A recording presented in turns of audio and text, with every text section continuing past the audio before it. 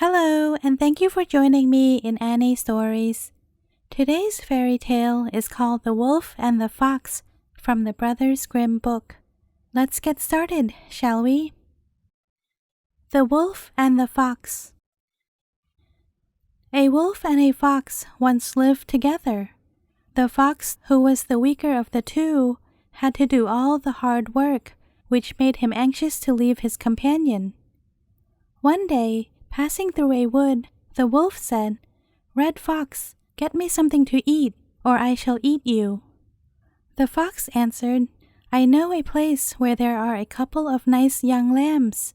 If you like, we will go and fetch one." This pleased the fox, so they went. The fox stole one, brought it to the wolf, and then ran away, leaving his comrade to devour it. This done, the fox was not content, but wishing for the other, went himself to fetch it.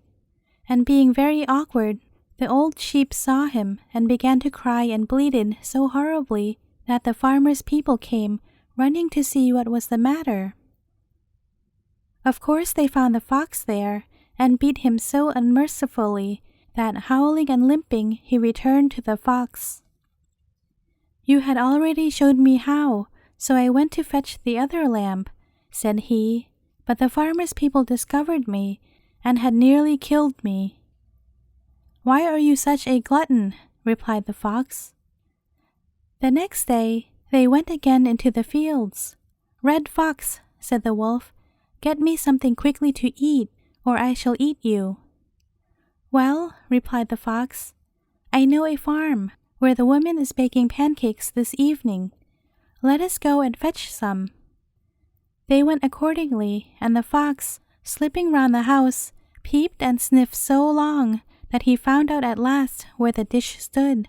Then, quietly abstracting 6 pancakes, he carried them to the wolf.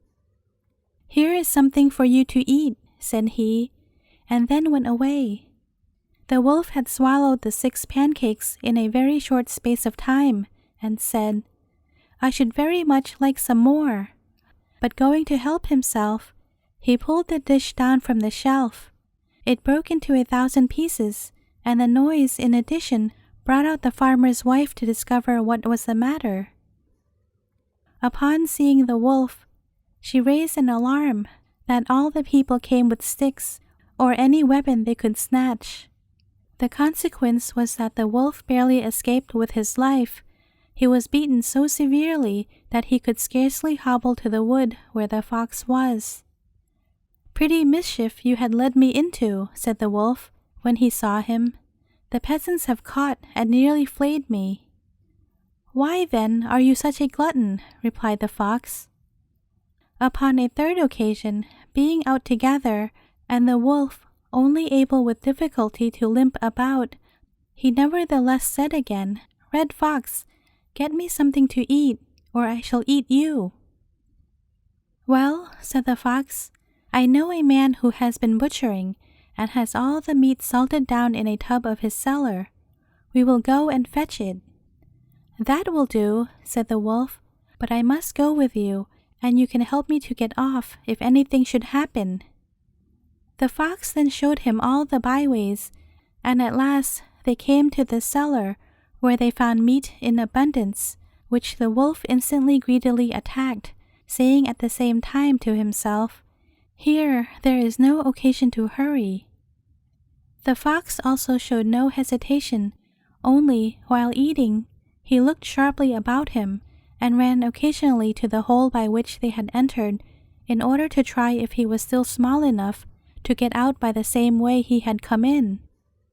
"Friend Fox," said the wolf, "pray tell me why are you so fidgety, and why you run about in such an odd manner?" "I am looking out, lest any one should come," replied the cunning creature. "Come, are you not eating too much?"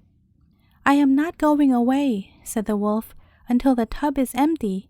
That would be foolish."